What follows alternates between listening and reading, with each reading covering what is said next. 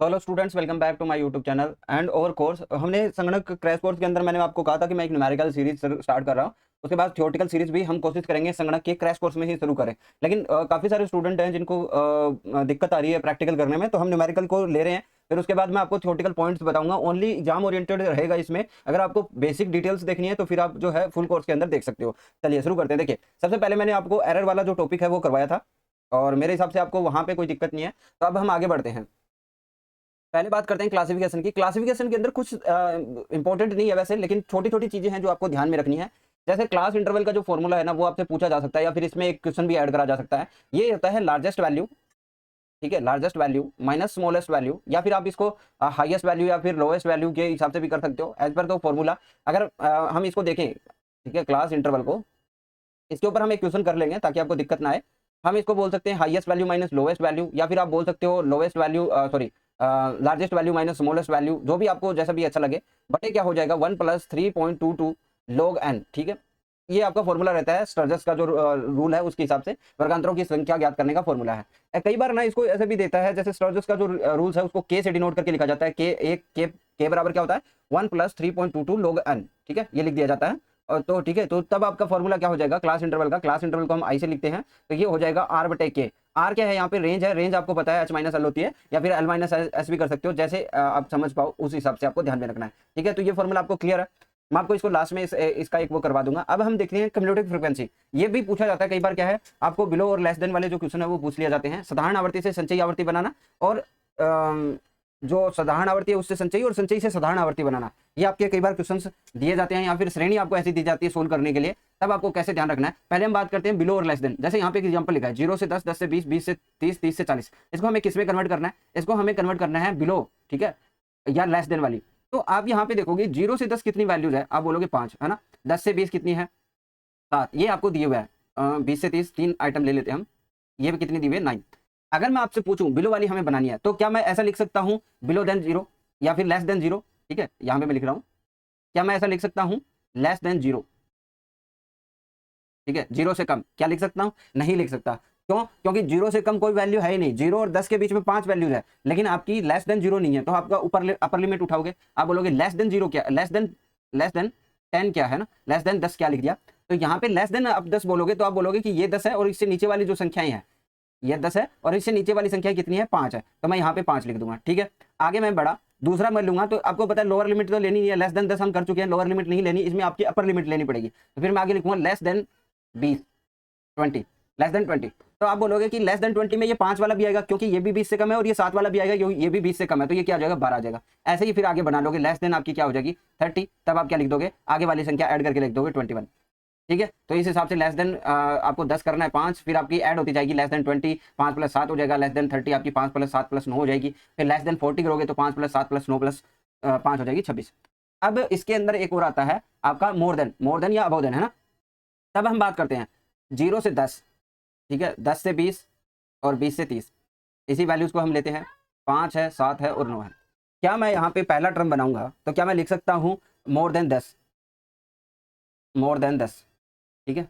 अगर मैं ये लिखता हूँ मोर देन 10, तब आपको क्या ये पता चल पाएगा कि ये मोर देन 10, इसमें 10 से ज़्यादा कितनी है, जबकि हम ले रहे हैं 0 से 10 वाली ही। क्या इसमें कुछ पता चल रहा है, नहीं चल रहा। तो इसमें हम क्या लेते हैं, लोअर लिमिट्स लेते हैं। लोअर लिमिट से क्या होगा, देखो यहाँ से मैंने लिखा मोर देन 0, मोर देन 0, 0 से ज़्यादा कितनी है। तब आप 0 से ज़्यादा बोलोगे तो आप बोलोगे कि सारी संख्याएं 0 से ज़्यादा ही है, तो मैं सिर्फ इस 3 की बात कर रहा हूँ, अभी हम एग्जाम्पल को और एग्जाम्पल्स में तोड़ रहे हैं ना। तो आप बोलोगे 5, 7 और 9, ये 21 की 21 वैल्यूज आपकी 0 से ज़्यादा है, ठीक है। फिर मैंने कहा मोर देन 10 कितनी है, मोर देन 10 आपको पता है लोअर लिमिट्स में चलेगा, मोर देन 10, तब आप बोलोगे कि ये 5 कट जाएगा, और 7 और 9 16 कितनी है, मोर देन 10 है। मोर देन 20 बोलोगे तो आप बोलोगे सिर्फ 9 संख्याएं हैं, ठीक है। तो इस तरह ये क्या होगी, कम्युलेटिव फ्रीक्वेंसी घटती हुई जाएगी। उसमें हमने देखा बढ़ती हुई जाएगी, लेस देन में क्या होता है बढ़ती हुई जाती है। जैसे 5 + 7 करा हमने, 10 से कम हमने लिखा, 5 7 12, ये बढ़ती हुई जा रही है, ठीक है। और ये क्या होगी, घटती हुई जाएगी। मोर देन 0 26, मोर देन 10 करोगे 21 हो जाएगा, मोर देन 20 करोगे 16 हो जाएगा, कम होती जाएगी, ठीक है। ये दोनों चीजें आपको समझ में आ गई। जब भी आपको बनाने को बोलेगा तो आपको बनाना है। अब यहाँ पे एक एग्जाम्पल लेते हैं, संचयी आवर्ती से साधारण आवर्ती कैसे बनाना है। जैसे हमें दिया हुआ है बिलो 10, है ना, बिलो 10, या फिर आपकी लेस देन 10, 20, 30, ठीक है। आपको ये भी पता है कि हम जो लेस देन वाली सीरीज है, अब अगर आपको कैसे पता चलेगा ये लेस देन है, आप बोलोगे इसमें अपर लिमिट्स ली हुई है, इसमें जीरो दिखा क्या? नहीं दिखा ना, तो ये क्या है? अपर लिमिट्स है। जबकि आप अबोव वाली देखोगे या फिर मोर देन वाली देखोगे तो आपको जीरो से ऊपर वाली, जीरो से शुरू होती दिखेगी ये सीरीज, ठीक है। तो आपने बोला बिलो 10 है ना, बिलो 10, 10 से कम कितनी संख्याएं हैं हमारे पास? आपकी फ्रीक्वेंसी यहाँ पे दे रखी है 5, 12, 21, इतनी ले लेता हूँ मैं एक बार के लिए फ्रीक्वेंसी, और ये आपका क्लास दे रखी है, ठीक है। ये है बिलो देन 10 कितनी है? 5। तो आप बोलोगे बिलो देन 10 है तो नीचे कोई लिमिट होगी, वो होगी जीरो। जीरो से 10 कितनी है? 5। फिर आपने कहा जीरो से 10 है, बिलो 20, बिलो 20, आपको दिख रहा है कि इनका जो इंटरवल आ रहा है वो 10 आ रहा है, बिलो 20 है। जीरो से 10 हम ले चुके हैं, तो बाकी की क्या बचेगी? 10 से 20, और 20 से कम कितनी संख्याएं हैं? 12। 12 में से 5 हम पहले ही काउंट कर चुके हैं, तो 12 माइनस 5 कितना आ जाएगा? इसकी फ्रीक्वेंसी आ जाएगी 7। ऐसे ही 20 से 30 करोगे तो आप बोलोगे 30 से जो कम है ना वो है टोटल 21, लेकिन हम क्या है 5 और 7 ले चुके हैं, यानी 12 संख्याएं हम पहले से ले चुके हैं, तो 21 माइनस 12 यानी इसकी फ्रीक्वेंसी हो जाएगी 9। ये हमने देखी संचयी आवृत्ति से साधारण आवृत्ति में लेस देन होने की स्थिति में। अब कभी कभी मोर देन की स्थिति में देखा, तब मैंने बोला है कि आपको लोअर लिमिट दिखाई देगी। तो आपने यहाँ पे क्या दे रखा है, इस सीरीज को देखते हैं हम, यहाँ पे दे रखा है अबो, अबो 0, 10, 20 तीन ही संख्याएं ले लेते हैं, और यहाँ पे आपको क्या दे रखा है? 25 और 25, 18 और 9, ये आपको दे रखी है, ठीक है। अब इसको कैसे बनाएंगे? देखो यहाँ पे आपको पता है अबो 0, ठीक है, टोटल संख्या है। मैंने कहा कि जो आपकी मोर देन वाली सीरीज होगी उसमें आपको लोअर लिमिट्स देगा, तो ये सारी क्या है? लोअर लिमिट्स है। तो मैं कहूँगा 0, 0 से हमें डिफरेंस दिख रहा है 10, तो 0 से 10, 10 से 20, 20 से 30, यही वैल्यूज बनेगी, ठीक है, यही आपके ग्रुप बनेंगे, क्लास बनेगी, ठीक है। 0 से 10 आपने बोला कि 25 है ना, 25 तो टोटल है, 0 से ज्यादा 25 है, ठीक है। ये बात देखी। आपने बोला कि 20 से जो 30 है ना वो सिर्फ आपकी कितनी है? 9 है। 20 से 30 वाली जो है, 20 से ज्यादा जो है वो सिर्फ 9 है। अगर मैं 20 से ज्यादा वाली 9 लेता हूं तो आप बोलोगे 20 से 30 वाली 9 है। आप बोलोगे 20 से 10 से ज्यादा वाली जो संख्या है वो 18 है, तो आप बोलोगे 18 तो मैंने ले ली, लेकिन 20 से वाली हम घटा सकते हैं 9, है ना, क्योंकि ये तो 20 से ज्यादा है, हमें लेनी है 10 और 20 के बीच वाली, तो आप 18 माइनस 9 करोगे तो ये 9 आ जाएगी, ठीक है। ऐसे ही फिर हम ऊपर चले जाएंगे, तो आप बोलोगे 0 से ज्यादा 25 थी, लेकिन मैंने ऊपर वाली सारी संख्याएं घटा दी, 10 से 20, 20 से 30 वाली, तो ये 18 घटा दोगे आपके पास कितना बचेगा? 7 बचेगा। ऐसे आपको ये बनाना है। यहाँ पे दे रखा है देखो 0 से 10 आप कैसे 25 से 18 घटा सकते हो, 18 से 9, 9 से 4, ये पूरी जो है पूरा एग्जाम्पल दिया हुआ है, ठीक है। यहाँ से आप देख सकते हो, हालांकि ये पीडीएफ मैं अपलोड कर दूंगा, वैसे आपको एग्जाम्पल्स जो है ना वो आपको देखने अच्छे से, बाकी कुछ भी नहीं करना। ये चीजें जो है अंडरस्टैंडिंग के लिए बता रहा हूँ मैं, बहुत ही बेसिक चीजें हैं और मेरे हिसाब से आप लोगों को पढ़ी हुई होगी, लेकिन देखिए जो हमने जो काम शुरू करा, हमने जो कोर्स शुरू करा है उसमें आपको चीजें समझने के लिए ही करा है, तो आपको एक दो थोड़ा बहुत टाइम लगेगा, लेकिन इसमें आपका कोई भी नुकसान नहीं होने वाला। अब बात करते हैं खंडित और सतत श्रेणी की, ठीक है। काफी बार जो है सतत और खंडित श्रेणी के अंदर डिफरेंस नहीं कर पाते काफी सारे स्टूडेंट, जो जिनको अभी बेसिक से पढ़ना है। चलिए देखते हैं इसको। देखिए जो भी स्टूडेंट कोर्स लेना चाहता है, डिस्क्रिप्शन में आपको कॉन्टैक्ट नंबर मिल जाएंगे, ठीक है, और ऐप का लिंक भी मिल जाएगा, तो वो डाउनलोड कर सकते हो, ठीक है। नोट्स भी अवेलेबल है, तो आप जैसे चाहें वैसे तैयारी कर सकते हो। अभी आपके पास काफी टाइम है, 2.5 महीने पड़े हैं एग्जाम्स के, और आगे डिले होता है तो फिर आपके पास और टाइम लगेगा। लेकिन देखिए अपनी प्रिपरेशन अगर आपने सोच लिया कि तैयारी करनी है तब तो करनी है। अगर आपने ये सोच रहे हो कि मैं करूँ या नहीं करूँ, तो एक डिसीजन ले लो, नहीं करनी है तो फिर और कोई एग्जाम पकड़ लो, है ना, इसमें डाउट मत रखो। देखिए खंडित श्रेणी आप देखते हो ना, खंडित श्रेणी तो एक निश्चित वैल्यू, एक निश्चित जो मान होता है ना उसका एक वैल्यू मिलेगी आपको। जैसे मैंने कहा 0, बच्चों की संख्या 0 है, ठीक है, 0 कहाँ, बच्चों की संख्या 1, परिवारों की संख्या 0 वाले जो परिवार है उनकी संख्या 2 है। सिंपल है कि 0 बच्चों की संख्या है, उनकी वैल्यू हमें डायरेक्टली दिख रही है 2, 2 वालों की 5, 1 वालों की 5, 2 वालों की 30, ऐसे हमें सभी का जो है इंडिविजुअल की एक जो निश्चित वैल्यू है वो दिख रही है ना। ये आपकी खंडित श्रेणी होती है। डिस्क्रीट इसमें आपका पता है कि ये टूट रखी है, खंडित हो चुकी है ना। अगर कॉन्टिन्यूअस में दिखे तो आपको एक निश्चित वैल्यू का निश्चित मान नहीं दिखेगा। मैंने बोला 150 से 154 है, 150 से 154, इसकी वैल्यू 200 है। क्या आपको यहाँ पे 150 की वैल्यू पता है? क्या 151 की पता है? क्या 152 की पता है? क्या 153 की पता है? क्या 154 की पता है? नहीं पता। आपको सिर्फ इस ग्रुप की पूरे की पता है 200। तो ये होती है सतत श्रेणी, कॉन्टिन्यूअस फ्रीक्वेंसी डिस्ट्रीब्यूशन। वो होता है डिस्क्रीट आपका फ्रीक्वेंसी डिस्ट्रीब्यूशन। ये आपको कई बार जो है कंफ्यूजन करने के लिए पूछ लेता है, तो थ्योरेटिकल चीजों में भी आपको ध्यान में रखनी है। अब वर्गांतरों के अनुसार वर्गीकरण, आपको जो वर्गांतर होते हैं, जो क्लास ग्रुप होते हैं, उसके अंदर भी आपको अलग अलग जो है वर्गीकरण देखने को मिलता है। एक तो आपको एक्सक्लूसिव फॉर्म मिलती है, एक समावेशी मिलती है। तो एक्सक्लूसिव जो होती है उसमें जो वैल्यूज होती है वो एक्सक्लूड करी जाती है, ठीक है, और इन समावेशी में इंक्लूड करी जाती है। जैसे मैं बताता हूँ इसका, जैसे यहाँ पे जो ग्रुप लिखा हुआ है वो क्या है, 100 से 110 ये लिखा हुआ है, लेकिन यहाँ पे हम 110 वाली वैल्यू नहीं काउंट कर रहे, ठीक है। यहाँ पे 110 से 120 लिख रखा है, यहाँ पे हम 120 वाली वैल्यू काउंट नहीं कर रहे, 110 वाली काउंट कर रहे हैं। तो ये क्या है, एक्सक्लूड करता है कौन सी वैल्यू को, 110 को, यानी यहाँ पे हम जो अपर लिमिट है उसको एक्सक्लूड कर रहे हैं, तो ये एक्सक्लूसिव फॉर्म होती है, ठीक है। यहाँ पे 120 को कर रहे हैं, ठीक है। समावेशी के अंदर हम देखेंगे कि हम इंक्लूड कर रहे हैं। जैसे हमने बोला 100 से 109, तो हमारी ये दोनों वैल्यूज हमारी जो है इंक्लूड है। आगे हम लिखेंगे ना तो इसका डिफरेंस लेके लिखेंगे 110 से 119, तो ये भी आपकी क्या है, इंक्लूड है, ये भी इंक्लूड है। तो ये होती है इंक्लूसिव फॉर्म। लेकिन आप इंक्लूसिव फॉर्म से जो है ना क्वेश्चन को सोल्व नहीं कर सकते। और एक ये भी होता है कि इनके बीच का जो डिफरेंस होगा वो क्या मिलेगा आपको, एक का डिफरेंस मिलेगा, ठीक है। तो समावेशी को हम अपवर्जी के ऊपर जो है चेंज करके हम क्वेश्चंस को सोल्व करते हैं। और इसको चेंज कैसे करा जा सकता है, आपको अपर लिमिट ये जो है ना भाई, पहले ग्रुप की जो अपर लिमिट और दूसरे ग्रुप की जो लोअर लिमिट है, इसका डिफरेंस देखना है। आपका डिफरेंस कितना रहा, एक आया है ना, एक डिफरेंस आ रहा है। इसको आप डिवाइड बाई 2 करो, और ये जो 0.5 है ना, इसको ये आपसे पूछेगा कि 1/2 जोड़ा जाता है, घटाया जाता है। चलिए आपको दोनों चीजों से मैं समझा देता हूं तो आपको समझ में आ जाएगा। देखो 100 109 लिखा मैंने, ठीक है, 109 सॉरी 110 और 119 लिखा है ना, ये लिखा मैंने, ठीक है, ये लिख दिया। अब आप सोचिए, पहले मैं ऐड करता हूँ, ठीक है, मैंने सॉरी पहले हम लेस करते हैं। हम इसमें से लेस करेंगे तो इसमें से ऐड करेंगे, और इसमें से लेस करेंगे तो इसमें ऐड करेंगे ना, यही चीज़ है। तो मैंने 100 में से लेस करा 0.5, तो ये क्या आ गया 99.5, और इसमें से हमें ऐड करा तो क्या आ गया 109.5, ठीक है। और इसमें से हमने लेस करा तो ये क्या हो गया 109.5, ठीक है, और ये क्या हो गया 119.5, यही हुआ। तो क्या हमारा ये जो डिफरेंस है वो जुड़ रहा है, ऐड हो रहा है, दोनों दोनों संख्याएं सिमिलर हो रही है, हो रही है। अगर मैं इसमें से कुछ चेंजेस और करता हूँ, जैसे मैंने आपकी बार ये तो मैंने जो है हमारा आंसर सही आ गया। अगर मैं प्लस करता इसमें और इसमें माइनस करता तो क्या आता, तो आप बोलते कि 100.5 हो जाता, और दूसरी वैल्यू क्या हो जाती 108.5 हो जाती, ठीक है। फिर नीचे वाली मैं 110 है, इसमें माइनस करता, 110 है ये 110 है, इसमें प्लस करेंगे क्योंकि हम दूसरा कर रहे हैं ना, दूसरे टाइप से। तो ये कितना हो जाएगा फिर आपका 110.5, और ये कितना हो जाएगा 118.5। क्या अब डिफरेंस सेम आ रहा है, नहीं आ रहा। अब कितने का डिफरेंस आ रहा है, 2 का आ रहा है।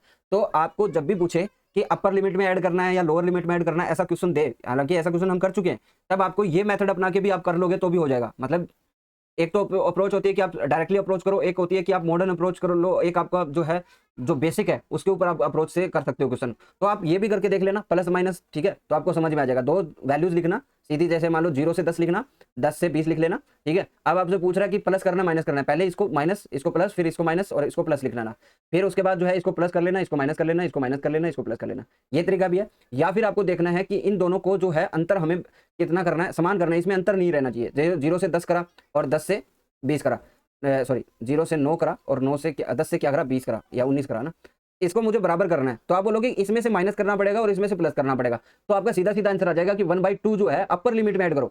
अपर लिमिट में क्या करो 1/2 ऐड करो, और लोअर लिमिट में से आप माइनस करो 1/2। सिंपल है, सारी चीजें बता दी, बेसिक से भी बता दिया, सब कुछ तरीके से बता दिया। अब आपको दिक्कत नहीं आनी चाहिए। थोड़ा सा और आगे बढ़ता हूं मैं, ठीक है। मध्य मूल्य वर्ग बनाना, ठीक है, ये भी देख लेते हैं। हालांकि इसमें कुछ भी नहीं है इतना, पर यह है कि हम जो है कोई चीज़ छोड़ नहीं सकते ऐसे करके कि भी ये इंपॉर्टेंट नहीं है। मध्य मूल्य वर्ग बनाना, जब मिड वैल्यू समान होती है तो हम तो मध्य बना ही सकते हैं। मिड वैल्यू जो है समान होगी तो हम कैसे बनाएंगे, जैसे मान लो कि 5, 15, 25 ऐसे दे रखा आपको, ये आपको मिड वैल्यू दे रखी है, इससे हमें क्या बनाना है, क्लास बना रही है, क्लास इंटरवल। तो आप बोलोगे 5 है, ठीक है, 5 किसका इंटरवल रहा होगा, ठीक है, 5 किसका इंटरवल रहा होगा, तो 5 आपने डिवाइड करा होगा कोई इंटरवल को, तो आपने क्या करा होगा, लोअर लिमिट और अपर लिमिट को ऐड करा होगा, ठीक है, और आपने क्या करा होगा, डिवाइड करा होगा 2 से, तो ये वैल्यू आपकी कितनी आ रही है 5। तो लोअर लिमिट और अपर लिमिट को अगर आप ऐड करोगे, ठीक है, ये 5 गुना 10, तो ये कितना हो जाएगा 10। यानी आपका जो इंटरवल है, जो आपकी क्लास है, उसका जो अपर लिमिट है और लोअर लिमिट है, उसका क्या आना चाहिए, योग क्या आना चाहिए आपका, 10 आना चाहिए, ठीक है। या फिर आप कैसे कर सकते हो कि मिड वैल्यू जो आपकी दी हुई है, मिड वैल्यू जो दी हुई है आपकी, उसमें से आप क्या कर सकते हो, +5 कर सकते हो और आप -5 कर सकते हो। +5 करोगे तो आपका 10 आ जाएगा, और -5 करोगे तो कितना आ जाएगा 0। तो आपकी पहली क्लास क्या हो जाएगी, 0 से 10 हो जाएगी। 15 में आप 5 करो, -5 करो तो आपका कितना आएगा, 15 में से -5 करोगे 10, और +5 करोगे तो 20। आप क्लास जब मिड वैल्यू समान दी हुई है तब भी आपको क्लास ये ज्ञात होनी चाहिए, और क्लास जो दी हुई है उससे भी आपको मिड वैल्यूज निकालनी आनी चाहिए। ये सिंपल चीजें मुझे भी पता है, लेकिन आपको फिर भी पता होनी चाहिए। जब मध्य मूल्य असमान हो, जब मध्य मूल्य असमान हो तब आपको ये चीजें यहाँ से भी आपको निकालनी आनी चाहिए, ठीक है। ये आपका एग्जांपल दे रखा है, हालांकि ये बेसिक चीजें इसलिए थोड़ा ज्यादा नहीं दे रहे। काइंड ऑफ स्टैटिस्टिकल सीरीज की बात करें तो यहाँ पे आपको on the basis of object, जो उद्देश्य के आधार पर है, आपके पास 3 प्रकार की होती है। एक तो समयानुसार होती है, एक स्थानानुसार होती है, एक स्थिति अनुसार होती है। समयानुसार होती है उसमें आपको टाइम पीरियड देते हैं, जैसे 1931, 1941, 1951, 1961, ठीक है, और उसकी फ्रीक्वेंसी दी रहती है कोई भी चीज़ की। और अगर आपको स्थानानुसार दी हुई है तो आपको स्टेट दिया, जैसे स्थान दे दिया कोई भी, वेस्ट बंगाल, पंजाब, राजस्थान, उसमें पॉपुलेशन वगैरह कुछ भी डेटा दिया। स्थिति अनुसार देखोगे तो आपको किलोग्राम हो गया, ऊंचाई होगी, इन चीज़ों को देता है। व्यक्तिगत खंडित और अखंडित सीरीज हमने देख ली, कंटिन्यूअस और ये चीज़ें हमने, ये होती है बेसिस ऑफ कंस्ट्रक्शन, ठीक है, वर्गीकरण के निर्माण के आधार पर। आगे हम देखते हैं, ये क्वेश्चन बचा हुआ है। देखिए ये चीज़ें मैंने आपको खुले सीरीज वाली नहीं बताई, ओपन एंडेड क्लासेस जो होती है, खुले सिरे वाली श्रेणी, जिसमें हमारे पास ये मिक्सअप होता है, ठीक है। ये क्या होता है, मिक्सअप होता है। जैसे लेस देन भी दे रखा है यहाँ पे, और यहाँ पे 30 एंड अबोव दे रखा है। खुले वाले सिरे वाली जो सीरीज होती है ना, उससे हम क्या नहीं निकाल सकते, हम समांतर माध्य नहीं निकाल सकते। पहली चीज तो ये। दूसरी चीज क्या है, इसमें से हम जो सर्वश्रेष्ठ जो सर्वोपयुक्त इसमें जो माप होता है वो होता है माध्यिका। ये भी आपको ध्यान रखना है, ठीक है। अब देखो यहाँ पे कैसे बनाना, लेस देन 5 दे रखा है, 5 से 10, 10 से 15, 15 से आपका 20 दे रखा है, 20 से 30 दे रखा है, 30 से अबो दे रखा है, ठीक है। पहले लेस देन 5 देखते हैं। लेस देन 5 आपको 5 लेस देन 5 दे रखा है, तो आपको पता है ये अपर लिमिट होगी भाई। लेस देन वाली जो पढ़ी हमने वो हमें अपर लिमिट से मिलती है, तो हमने देखा अपर लिमिट है तो लोअर लिमिट क्या हो जाएगी 5, क्योंकि इनका जो डिफरेंस दिख रहा है आपको क्लासेस का वो 5 का दिख रहा है, तो 0 से 5 होगी, 7 लिख दिया मैंने, ठीक है। 10 से 15 वाली 10 से आपकी 15 दी है, 5 से 10 दी है, इसको भी आप लिख दोगे, ठीक है। और यहाँ पे और तो कुछ दिक्कत भी नहीं है, ये सिंपल सी बन जाएगी। लेकिन आपको ये ध्यान रखना है कि आप ओपन एंडेड सीरीज से आप क्या नहीं निकाल सकते, समांतर माध्य नहीं निकाल सकते, और उस ओपन एंडेड सीरीज के लिए जो सर्वोपयुक्त माध्य होता है वो माध्यिका होती है, ये आपको ध्यान रखना है, ठीक है। अब हम क्वेश्चन की तरफ चलते हैं। ये जो क्वेश्चन जो हमने डाला हुआ है उसकी हम बात करते हैं। देखिए एक ही क्वेश्चन दिखा था मुझे, और ये मैं आपको करवा रहा हूँ, सीए नवंबर में आया हुआ है, और ये ठीक है स्टरजस का नियम जो है इसमें दे रखा है। हालांकि आपको इसमें सारी चीजें देगा, लेकिन फिर भी आपको एक तरीका पता होना चाहिए कि कैसे हम इसमें काउंट करते हैं। यहाँ पे आपको वैल्यूज दिख रखी है, बहुत सारी वैल्यूज दिख रही है यहाँ पे, ठीक है।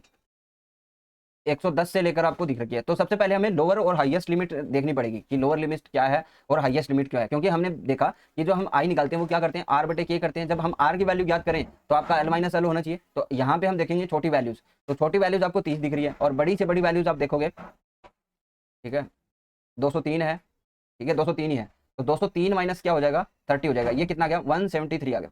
क्लियर है। अब हम के की बात करते हैं कि के को कैसे काउंट करेंगे। आप बोलोगे कि के की जो वैल्यूज होती है वो क्या होती है 1 प्लस 3.22 इंटू क्या होता है log n, ठीक है। अब यहाँ पे दो मान आपको ध्यान रखना है। log n जो होता है आपका वो क्या, log 10 का मान जो होता है वो 1 होता है, log 100 का मान जो है वो आपका 2 होता है।